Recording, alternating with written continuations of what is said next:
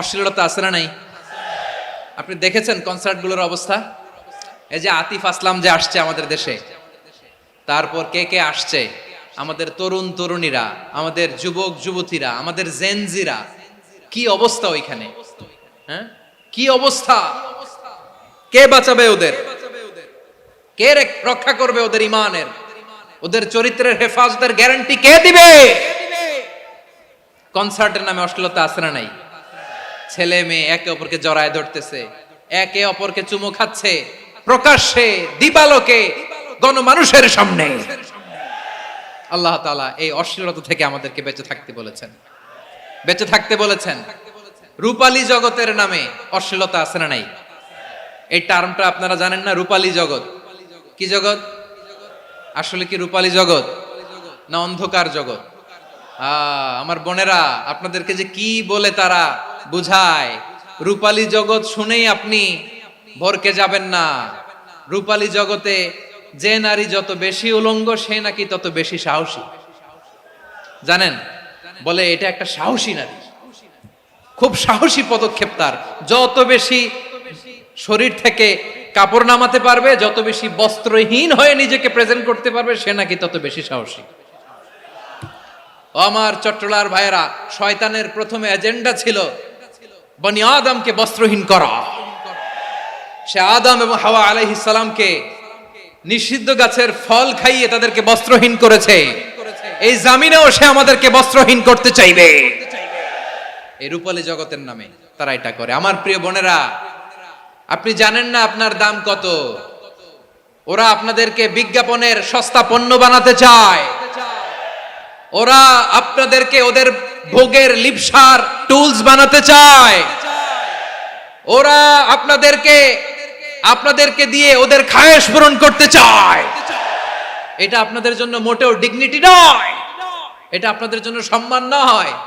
আপনার সম্মান শালীনতায়, আপনার সম্মান হেজাবে, আপনার সম্মান ভদ্রতায়, আপনার সম্মান আপনার ডিসেন্ট পোশাকে। পোশাক বলে দেয় এই নারীটা ভদ্র না অভদ্র। পোশাক বলে দেয় এই মেয়েটা কোন ঘরের মেয়ে। আওয়াজ করে বলেন ঠিক কিনা? আপনি জানেন না আপনারা সস্তা পণ্য বানায়, ভোগের পণ্য, বিলবোর্ডে আপনাকে উলঙ্গ করে উপস্থাপন করে। এই অশ্লীলতার সাথে ইসলামের কোনো সম্পর্ক। এজন্য আল্লাহ বলেন, আমি অশ্লীলতাকে হারাম করেছি। অশ্লীলতাকে হারাম করার প্রথম কারণ হলো এর মাধ্যমে মানবতাকে অপমানিত করা হয়। কারণ মানুষের সম্মান মানুষের পোশাকে। মানুষ যখন পোশাকহীন হয়ে যায়, বস্ত্রহীন হয়ে যায়, তার সম্মান কমে যায়। ঠিক কিনা?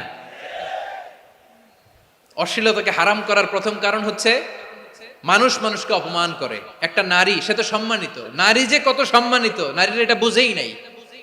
বিশ্বনবী বলেন, আদ দুনিয়া কুল্লুহা মাতা ওয়া খায়রু মাতা'আদ দুনিয়া আল মারআতুস সালিহা। আমার বোনেরা, 5টা প্যান্ডেলে আপনারা এলইডিতে আমার আলোচনা শুনছেন, আমি জানি। আপনাদের এই গর্ভ যে কত দামি আপনি জানেন না।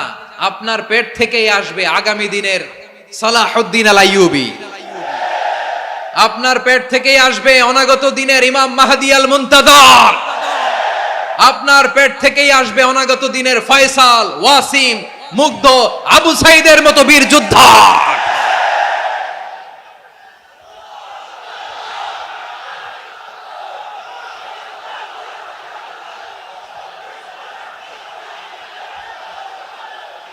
আমার প্রিয় বোনেরা, আমার প্রিয় বোনেরা, বিশ্বনবীর কথার ওজন খেয়াল করেন। আর দুনিয়া কুল্লুহা মাতা ওয়া খায়রু মাতা'আদ দুনিয়া আল মারআতুস সালিহা।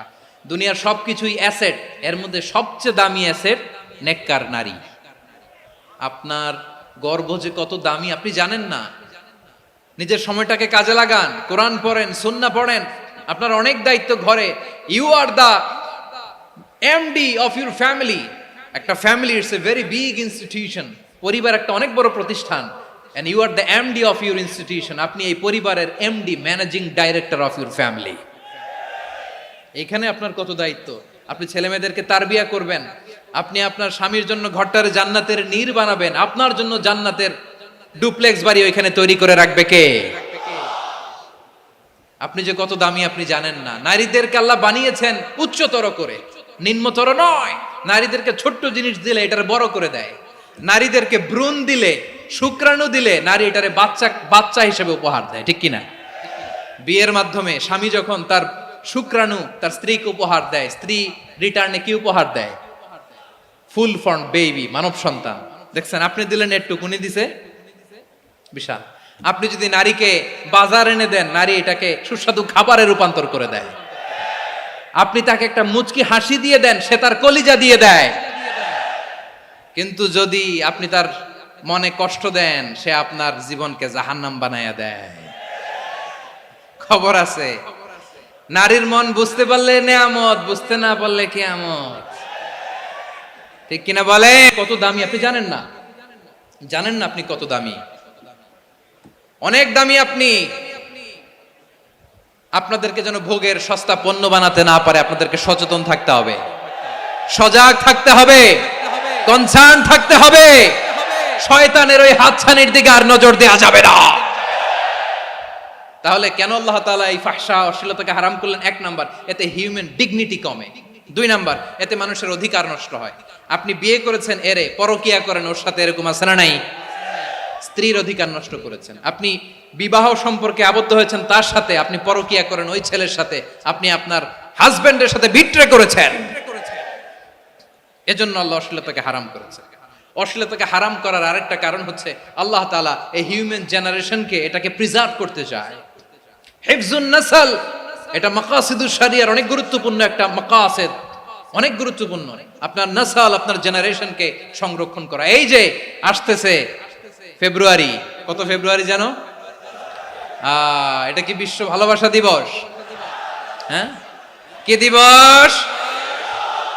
এই বিশ্ব ভালোবাসা দিবসের সাথে মুসলমানদের কোনো সম্পর্ক নাই। আমার প্রিয় ভাইরা, এই যে আপনি অবৈধ সম্পর্কে জড়ালেন, কেন আল্লাহ অশ্লীলতাকে হারাম করেছে দেখেন। বলতেছিলাম যে এটা আপনার নাসল, আপনার জেনারেশন, আপনার লিনিয়েজ, আপনার বংশকে প্রিজার্ভ করা। কে কার বাবা, কে কার মা, বাবা মা জানা, প্রজন্মকে প্রিজার্ভ করা, এটা ইসলাম ওয়াজিব করে দিয়েছে।